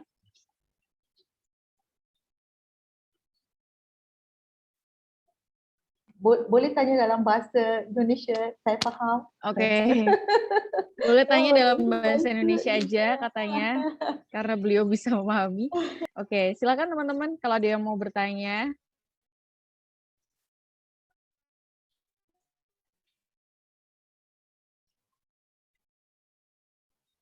Tadi materinya sangat menarik ya teman-teman tentang banyak hal dalam planning instruction. Kemudian ada perubahan dari teacher centered ke student centered learning kayak gitu kan. Kemudian juga sekarang ada integrasi dengan teknologi dan selama ini kita sudah belajar secara online ya. Mau nggak mau kita harus memanfaatkan teknologi. Nah, kira-kira mungkin teman-teman ada yang mau bertanya kepada Dr. Noorlila, silahkan.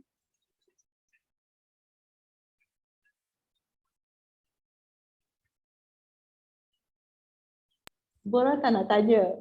Mereka takut ke? So just now, it's a reflection in terms of the COVID, right? So saya harap how this COVID get a great significant impact in using technology ni. Macam mana ni? Di sana bagaimana ni? Di sana. Oke. Mungkin teman-teman ada yang mau sharing nggak tentang tadi ya, gimana sih dampak COVID terhadap proses belajar? Nah, mungkin teman-teman bisa sharing gimana sih perasaannya atau gimana sih pengalamannya kayak gitu, silahkan. Pakai bahasa Indonesia aja nggak apa-apa, nanti saya bantu terjemahkan.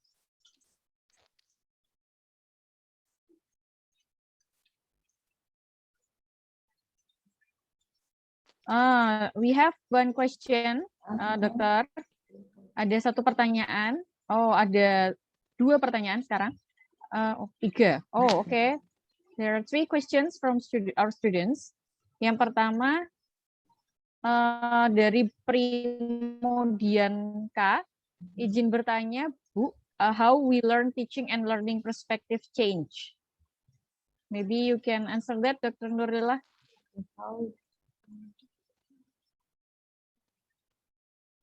Okay, change. Thank you for the soalan. Thank you for the question.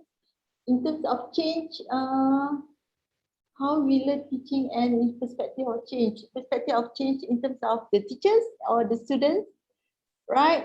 We need to somehow looking at the perspective of the teachers' perspective. Last time it was just dengan direct approach, right? Bila kita tak ada COVID, we are not in the classroom setting.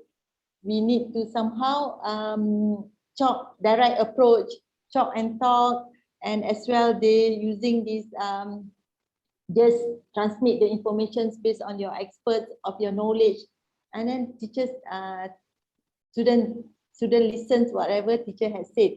But dengan change the paradigm shift into the learning as a student centered, we change a lot of ways of that. We give the learners more responsibilities, give to more on the problem skills, the problem solving more, and dengan memberi aktiviti-aktiviti yang boleh mereka lebih dapat responsibility, learners to instructors, learners to self, learners to the content, and learners to the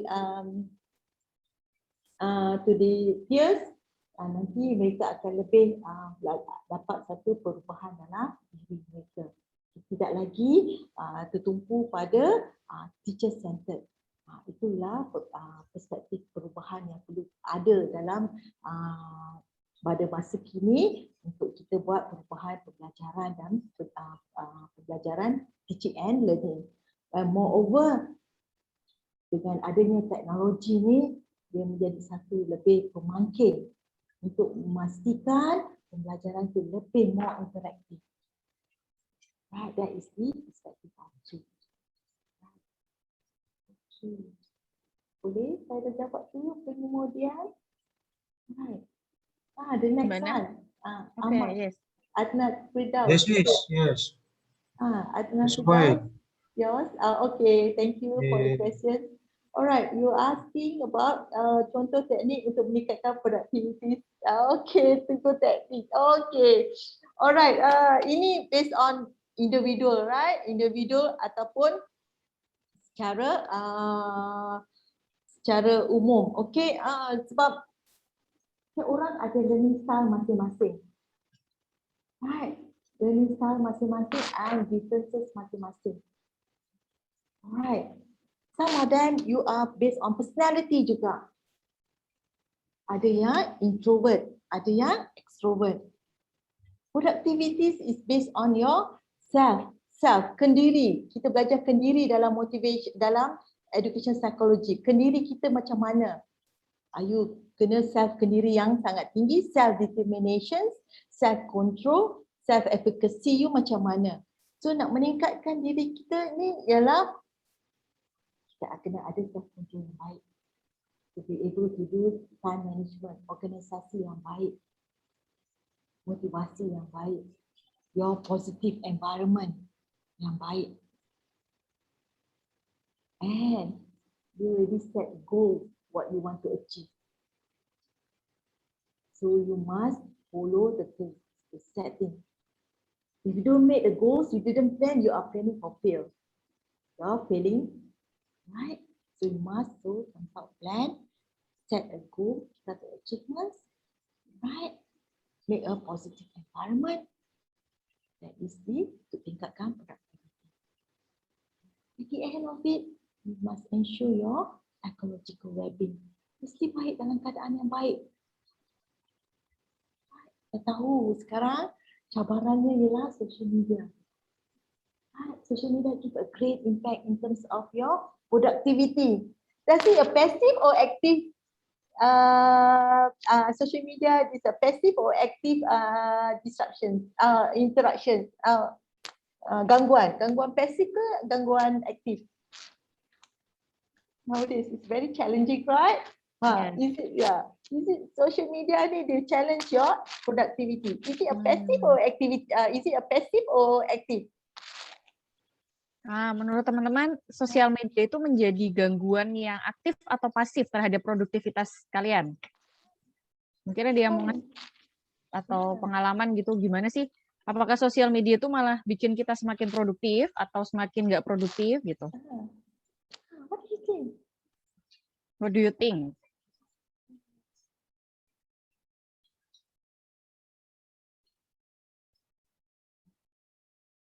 Silakan teman-teman, mungkin ada yang mau ngasih pendapat. Yeah, basic pendapat. It's okay. There's no right and wrong. Yeah, when there is one answer. There's no answer in terms of wrong or right. When we do some discussion, it's your point of view. There's no wrong, right? Yeah. And yes, Doctor, there are some answers for your questions in the chat box. Tidak produktif. Siapa tidak produktif? So, yes, research have shown that it's a passive. It's a passive disruption. Passive. Whereby they don't have any calling you, right? You just like your handphone or your computer just sitting beside you, right? They don't have any hands or something to take you. Please somehow take your phone and watch your social media. Oh, it's a passive. But anyhow, people cannot control it. It makes like I just want to rest. After 1 hour of reading, I just want to take a rest. I want to take me. All of a sudden, you didn't realize it. 10 minutes have become half an hour. And later on, it become an hour. And all of a sudden, it become 3 hours of using social media. Sure, notice that? This is all your self-stimulation. So you're planning productivity.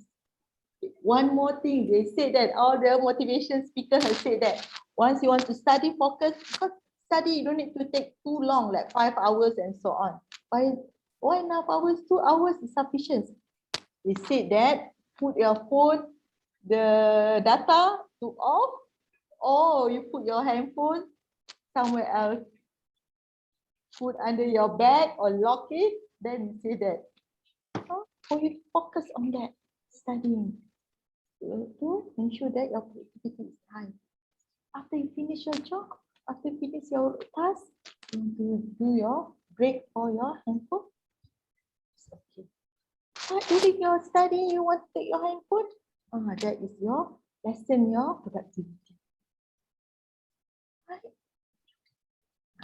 This is cabaran untuk generasi sekarang ni, right? Social media ni dengan komputer. Alright, next. Dan ada lagi nanti panik We have so many questions for Yeah, you, Doctor. Yeah. The next one is after Adnan is from Karunia Nur Privani is bagaimana apakah ada faktor yang menyebabkan gagalnya rencana pendidikan atau what factors cause the failure of the instruction planning, and what if the plan failed, what should we do? Okay.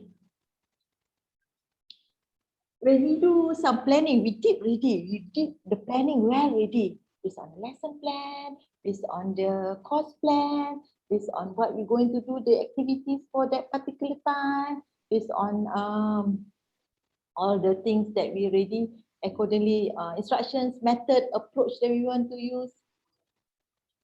Surely, right? You take the considerations of all the elements ready. If that somehow doesn't work, maybe it's a reflection for you. You assess the way of you task later on. So maybe in the next class, you have to change certain approach.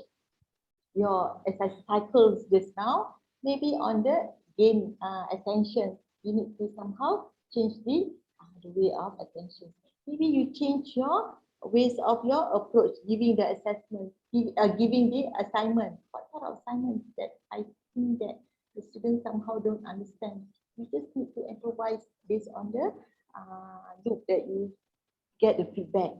Sometimes the feedback it comes from not just from you. You make a peer punya assessment. Tengok rakan-rakan punya assessment. Bagaimana mereka. That's really how to improvise. First time of the experience, sometimes the teacher new experience, they might first time off in the field. Maybe they don't gain knowledge lagi ataupun experience. But this is the way how the journey would be. So we are changing in terms of approach. Right? So, okay, Aisyah, say that class A minta guru adalah orang kedua menurut Dr. Nina bagi cara minta pekerjaan murid kepada agama satu. Terima kasih Aisyah. I mentioned already, it's a role model. Guru is a role model. Kita role model first time punya. So, when you are in class, show a great model. Show tunjukkan role model yang baik.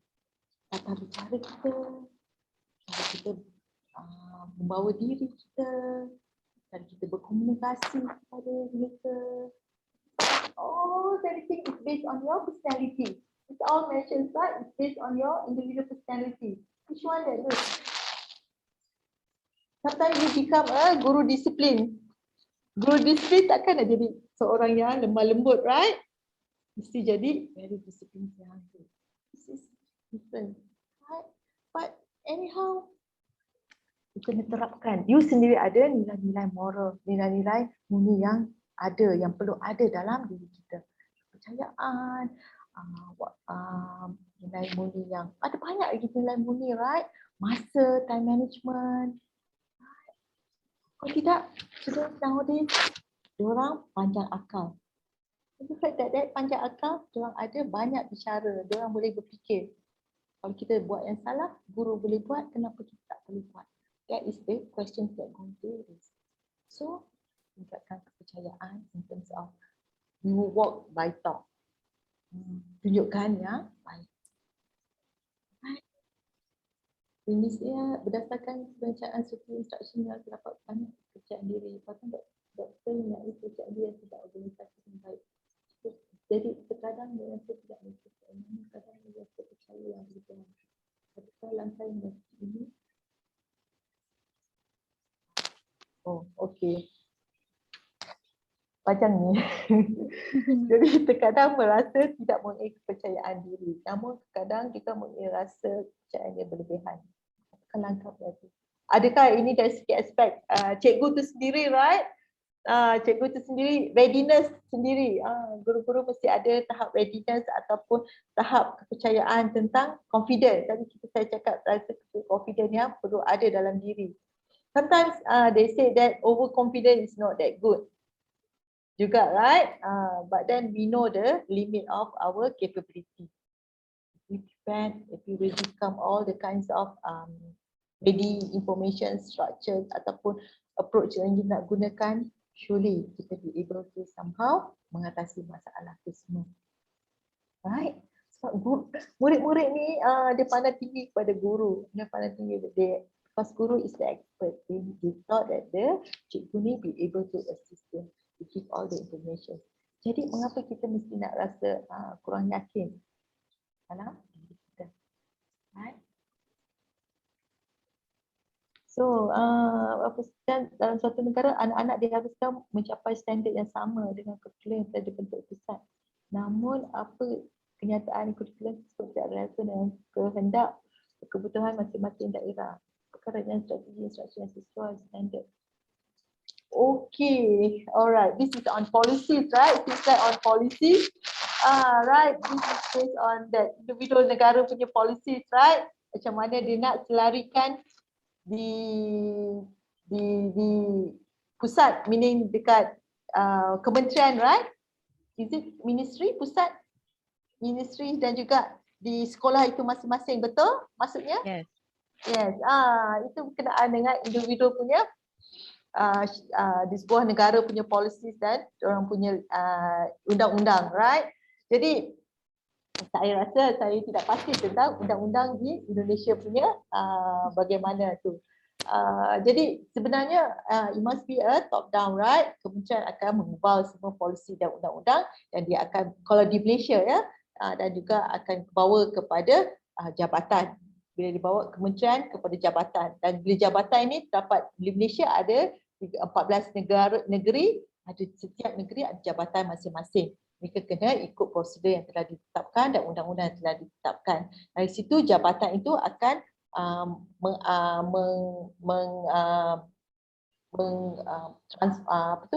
edarkan all the kinds of policies or procedures atau curriculum, all kinds of instructional model that perlu digunakan oleh kurikulum yang perlu digunakan oleh guru-guru di setiap sekolah.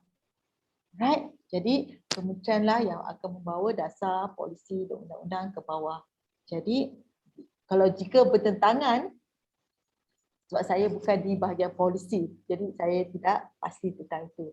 Tapi setiap instructional itu mesti berdasarkan kurikulum yang telah dibangunkan untuk memastikan dia memenuhi masa setiap penggal yang ditetapkan dan mencakupi nilai-nilai apa yang perlu seorang pelajar capai.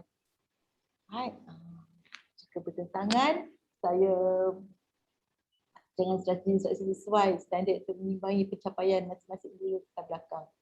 Berbeza. Alright. Apakah standard untuk mengimbangi pencapaian guru berdasarkan berbeza? Saya rasa sebab tu dengan ada student centered ni kita lebih luas cakupannya dari segi aspek diversity of the students tu. Mungkin dah sudah cakap tadi dari segi aspek learning disabilities, learning styles tu semua, dengan adanya teknik ataupun yang sesuai diberikan kepada murid-murid, kita boleh gunakan agar mereka yang ada learning style yang begini, kita gunakan approach macam ni. Kalau kita gunakan untuk yang ni, kita gunakan approach lain. Kita perlu buat dia dalam bentuk yang berdasarkan dengan murid-murid dalam classroom, right? Dan juga alat bantu mengajar yang kita sediakan untuk murid-murid, right? Okay. Apa ni? Form, okay. Sila mengisi, okay. Alright. Bagaimana guru dalam mendidik anak-anak mencapai kepatasan mental yang ada perbezaan yang normal. This is tentang learning disabilities, right? Learning disabilities. Dalam kita tahu murid-murid ada yang gifted, ada yang ADHD, ada yang autism, ada dyslexia. Right? Kita tahu dalam murid tu. Dalam kelas, sekarang it become very prominent, very apparent, right? Dalam classroom tu kita dah ada. Tapi dekat Malaysia kita panggil inklusif punya teaching, whereby sekarang disebabkan education for all, mereka ini masuk dekat dalam sekolah mainstream, sekolah biasa. Tapi sebelum dibenarkan masuk ke sekolah biasa, kita kena ada proses in terms of tapisan based on their severity, level of their severity. Ada yang terlalu, because kita ada mild, kita ada moderate, kita ada severe. Kalau mereka yang boleh masuk ke normal punya sekolah, kita do sama-sama belajar dengan mereka itu. Because dari segi kita tahu, dan juga kita tahu dari segi impairment disability mereka, dari segi dia punya behavior, dari segi dia orang punya impairment, iaitu visual hearing, pandangan dia, mata dia, ataupun physical dia, atau behavior dia, right? Dan ini semua mereka akan buat kebatasan dalam segi mental mereka. Mereka show dari segi diorang psychological mereka. So as teachers, they cannot somehow show that beri jawapan mereka ini jenis ada masalah, mereka kena asingkan ni. As teachers, kita kena build up a case. Kita tengok some observations. Kita tengok apa masalah dia. Jika mereka ada masalah behavior, tingkah laku, kena build up dari segi diorang social interaktif mereka, cara percakapan mereka, cara bully ke, ada bully ke, cases tu. So, bagaimana nak mendidik dengan anak yang pasal mental ni, saya cannot be satu cara untuk semua. Kena ada approach yang berbeza. Right. Kena ada approach yang berbeza. Right. So it depends on siapa yang you nak refer to. Ada HDAD ke, ataupun autism, spectrum autism tu ke, ataupun dyslexia tu ke. Right. Mereka semua dalam keadaan behavior. Ada model-model atau terapi yang sesuai. And it comes also comorbid tentang diorang punya penyakit tu juga. Right. Kadang-kadang, for your information, I'm a dyslexic. My son also a dyslexic. Saya dalam kategori mild. Saya tak pergi diagnose, sebab tu saya belajar education psychology. Saya notice anak saya suka tulis terbalik-balik. Right. Terbalik-terbalik. Bila saya ajar, dia tak faham. This is my experience, okay? So, last time because saya dalam, masa dulu, kalau kita tanya dengan mak kita pun tak tahu, right? Masa tu awareness is not there. Awareness is not there. So saya pun, I live at it is, right? Saya pun dari keluarga yang kurang berkemampuan, alright? So saya, I just live at it is. Lepas tu bila anak saya ada, saya pun tertanya-tanya. Kenapa anak saya suka terbalik? S terbalik, Z terbalik. And I got scolded, I got overwhelmed. Saya marah sangat. But at the end of it, saya pun tertanya-tanya dan saya cari solusi dia. Saya tanya kenapa ni. Then I know the answer. That's why saya jadi interested in education psychology. Right? So, that's why it's mesti berbeza cara nak didik anak-anak. Kena tahu apakah mental dia. There's a lot of therapies. Sometimes it comes on your speech delay juga due to the gadget nowadays. Right? You kena tahu, saya tidak boleh kasih semua dalam apa bentuk terapi tu.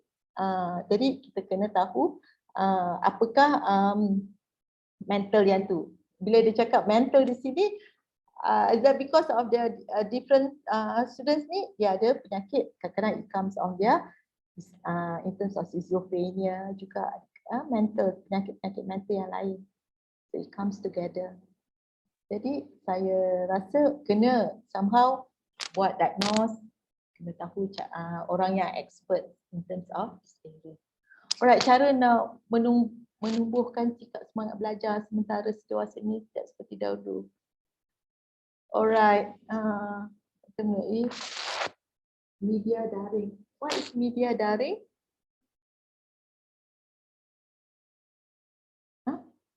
Media daring is online media. Oh, online. Okay, Yeah. alright. Okay. Okay. Tak seperti dahulu pendidikan. Okay, alright. It's a change, right? Nak tukar satu perkara ke satu perkara. Sometimes it just need to have, it just not, bukan lagi macam switch button, right? Tekan lampu tu, right? Tekan on and off and on. No. Yeah, because dalam diri you all ada their own perception. Dalam diri you all ada pemikiran sendiri. Dalam diri you all ada behavior you, effective you all sendiri. Emotions orang sendiri. Right? It's very difficult to change, switch online, switch to dalam sekelip mata. Right? A lot of factors that you need to consideration. Alright, nak tanamkan. Bagi saya dalam dari pemandangan saya is all about what you want. Apa yang you nak. Alright. Perlu ada dalam diri kita. Right?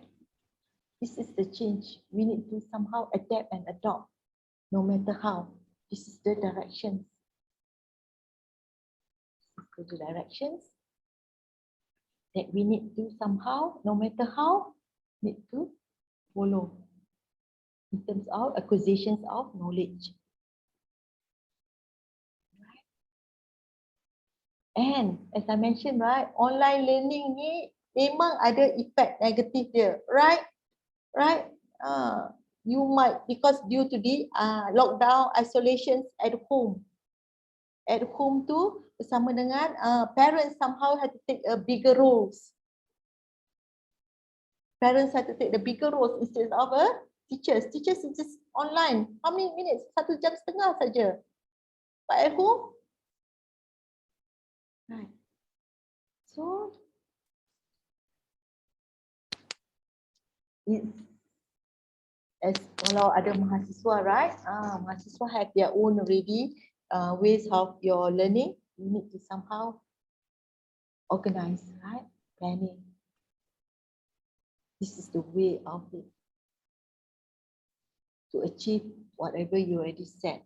This is the way of learning. Right? You need to do some change in your life. Jangan ikutkan hati. Same goes of us, a lecturer. We need to adapt the new technology, right? Because of kita ni, you know, for me, I very not techy. I'm not that technology savvy. Saya tidak bagus dalam teknologi. But I need to learn. Readiness in terms of that. Your mind. You have a strong mind. So, and then, okay. Set. Buat azam. Kadang ada siswa yang sulit banyak diatur dan sulit menguasai materi saat ini. Lalu siswa dipilih secara mau tidak menguasai. Kalau tidak apa harus dilakukan. Sulit banyak diatur, sulit memahami. Apa maksud dia?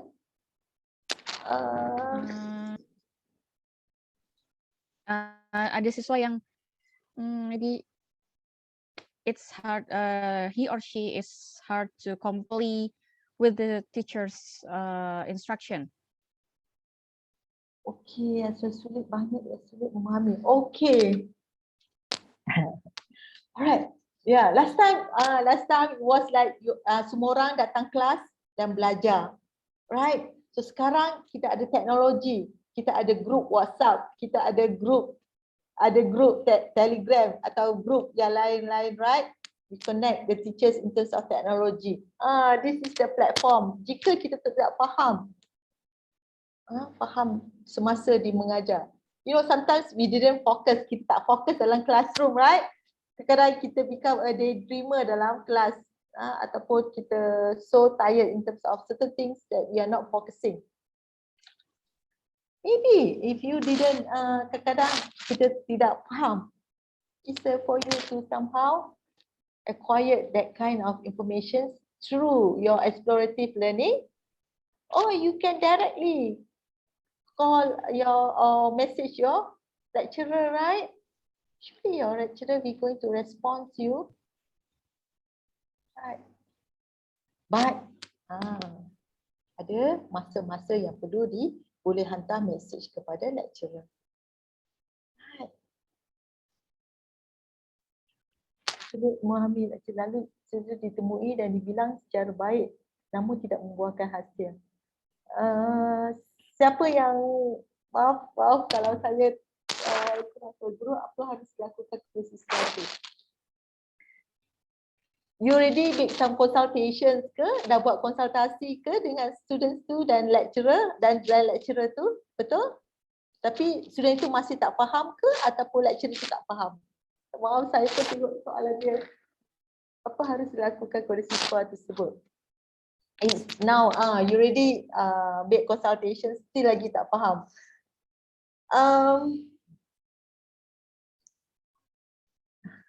Based on the topic ataupun subject, right? Individually, maybe you can get your peers. Boleh dapat peers dia, rakan dia, and do some discussions. Rakan yang dia tahu. Since you dah one-to-one tak faham, maybe you can get the peers, do some discussions. Sometimes, as I just now say, language, right? Mungkin dia tak faham ke language yang digunakan oleh cikgu tu. Maybe dengan rakan peers dia, you join together, do some group discussions, be able to make the students understand more. Peers punya collaboration, punya kerjasama peers. Alright, boleh? Alright. Caranya mengkontrol intonasi suara, mimik muka ketika. Alright, is it important of mimik muka ketika mengajar? Penting kan? Sangat penting. Because ekspresi muka kita masam, anotasi, analogi dia, right? Kalau kita bercakap dekat telefon, saya di sini, Miss Titin ataupun Diana di sana, tapi walaupun kita jauh, suara saya dengan saya senyum, saya senyum, Bibi Miss Diana rasa macam ada aura tak? Rasa macam seronok tak bercakap? Yeah. Ya, kan? Ya, sama juga. It's very important. Although kita tak nampak, right? Kita tak bertemu, right? Tapi saya bercakap dengan suara yang lembut ataupun saya cakap gembira, you akan rasa aura yang itu juga dengan kontrol intonasi kita bersama bila bercakap dengan student. Intonasi suara ni sangat penting. Kalau kita nak bercakap, tadi saya dah tunjukkan, right? Bila saya cakap hari ni saya nak mengajar tentang bahasa Melayu. Adakah akan menyebabkan budak-budak ataupun student engage with me? No, right? So you kena gunakan suara. Ada suara perlu ditinggikan, ada suara perlu direndahkan. Sangat penting. And muka. Alright. Grogi itu apa? Kerana sering ditertutupi dengan rasa grogi. Grogi is nervous. Apa? Nervous. So nervous. Oh, okay. You feel nervous. Okay. Alright. Okay. Nervous. Nervous is good. Nervous is good actually. But at the end of it, bila kita dah biasa, it gone. Not so worry. You need to practice. Alright. Kita produktif dan tidak produktif. Kadang tergantung dengan apa yang di social media ada. Tergantung yang biasa. Alright. Jadi apa dasar pertimbangan pemilihan media perlu diperhatikan seksyenal? Dasar pertimbangan pemilihan media perlu diperhatikan. Dasar pertimbangan pemilihan media. Di media tadi saya dah tunjukkan types of media, right? Ada yang computers, ada yang media teknologi, right? Soalan ni betul? Saya harap is media teknologi. So ada yang type dia computers, internet, digitals, videos, mobile phone, tablet, CD-ROMs. Nowadays apps memainkan sangat penting dalam pembelajaran, right? Apps tu. So kita boleh perbagaikan penggunaan teknologi itu dan dengan apps yang dibangunkan itu membuatkan satu instructional tu lebih menarik. Dasar pemilihan tu based on your individual teachers that you nak gunakan ketika mengajar. tidak produktif. Bagaimana pandangan Ibu terhadap guru yang ditakutkan oleh siswa dan sering disebut dosen killer hingga menghambat kegiatan. Apa maksud ni dosen killer ni? It's a lecturer who is maybe very Fierce, takut, fierce, garang, is it? garang. Okay, alright. Oh, so that you have your perception that lecturer yang garang terhadap Yes. garang yang terhadap pelajar-pelajar. Yes. Okay, this is I said, inilah personality seorang pengajar, tenaga pengajar tu. How dia nak carry out dia punya personality tu. Alright. So kita as a student, as me, as a boundaries is just adab.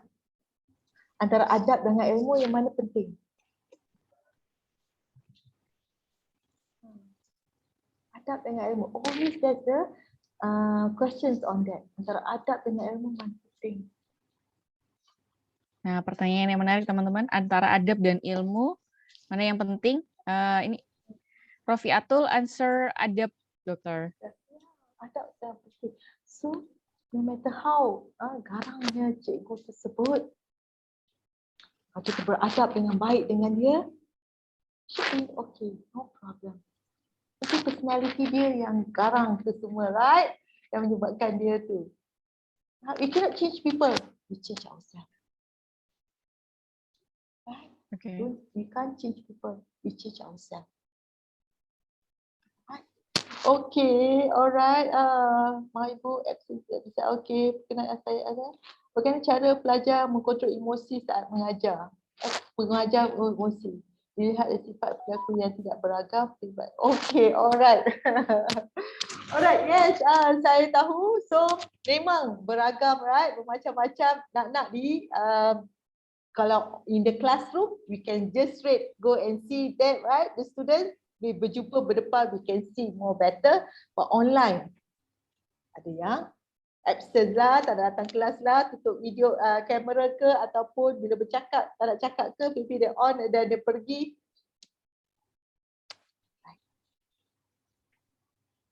We can't control that. Ketika di dalam digital online, right? Betul dalam keadaan digital online, right?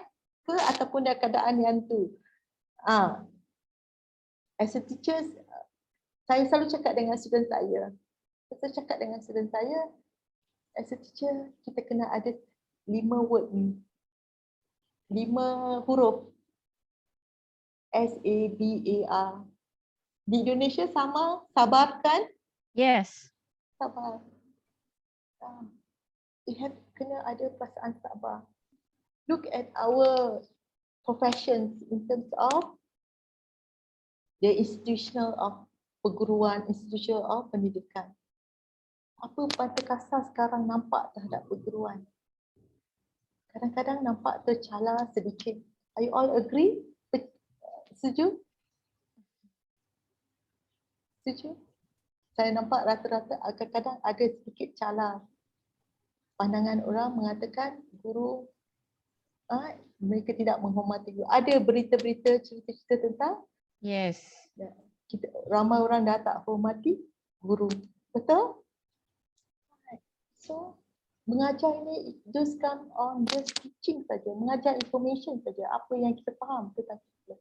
It comes together nilai-nilai yang patut ada menjadikan seorang murid itu insania yang baik, mempunyai perilaku tu. Kita jadi sebelum kita nak didik dia, kita tunjukkan diri kita. Sabar tu satu yang mudah, tapi dia berat, right? Satu yang berat. So kawal emosi. You sendiri kena ada self control dalam diri kita. You mesti ada self control yang sangat kuat. Something you can control what? You find out. What you can control, what you cannot control. So you just have to kawal that sound emotion. That's why you kena calm and relax. If you berkecamuk dengan perasaan marah, emosian ni, then how you nak control, nak kawal dengan baik? So you kena relax, calm. Okay? All right. Yes. I'm sorry, Doctor. Yeah, Actually, it's the time is up. yeah. Okay. All right. All right. So I hope that everyone here have gained something that what I'm teaching here. Apa yang saya kongsikan di sini, saya harap sedikit sebanyak everyone here dapat gain sesuatu yang manfaat. Alright. Yes. Okay. Saya ucapkan terima kasih banyak-banyak ya. Alright. Sepertinya banyak mahasiswa yang sangat antusias dengan materi yang disampaikan oleh Dr. Noorlila, sehingga sangat banyak pertanyaan ya Dokter. Sebenarnya ada banyak sekali pertanyaan yang belum terjawab. Tapi sayang sekali teman-teman semua waktunya sudah berakhir dan sudah memasuki waktu asar juga di sini. Jadi sayang sekali harus kita akhiri. Thank you very much Dr. Noorlila. Alright. Okay. Mungkin teman-teman mau say thank you ke Dr. Noorlila. Mungkin bisa on mic say thank you bersama-sama. Oh, there is one chat from Ilahana. Terima kasih atas ilmunya yang sangat bermanfaat. Okay, temu sama-sama. Ya. Yes, thank you very much Dr. Nur. Dan terima kasih buat teman-teman semua yang sudah menghadiri general lecture pada sore hari ini. Semoga tadi materinya bermanfaat untuk kita semua. Okay, there are so many students saying thank you for you, Dr. Noorlila, di dalam chat. Ya, saya juga nak ucapkan terima kasih berbanyak kepada Universitas UNISSULA, Puan Titin dan juga Diana atas sesi ini. InsyaAllah all the ilmu ini beri manfaat dan juga Allah bersihkan kita untuk berjumpa lagi dan juga saya ucapkan terima kasih. Alright, Assalamualaikum warahmatullahi wabarakatuh. Waalaikumsalam warahmatullahi wabarakatuh. Waalaikumsalam warahmatullahi wabarakatuh. Oke, we shall say goodbye to Dr. Noorlila dan terima kasih sekali lagi buat teman-teman semua. Teman-teman bisa leave grup dan jangan lupa buat ini ya, mengisi absensi tadi. Sekali lagi teman-teman jangan lupa untuk mengisi absensinya tadi yang sudah di-share di dalam chat. Dan terima kasih juga yang sudah bertanya dan ikut berpartisipasi dalam general ini. Oke, thank you Dr. Noorlila. Teman-teman bisa live group dan terima kasih kepada Pak Dekan tadi yang sempat hadir dan juga Ibu Wakil Dekan 1 dan Ibu Wakil Dekan 2 yang sempat hadir juga, tapi saat ini sedang ada kegiatan yang lain sehingga tidak bisa mendampingi sampai akhir. Thank you very much Dr. Noorlila. I will leave the group. Okay, alright. I will leave the group now. Alright, thank you so much. Yes, thank you very much. Okay. Bye-bye. Bye.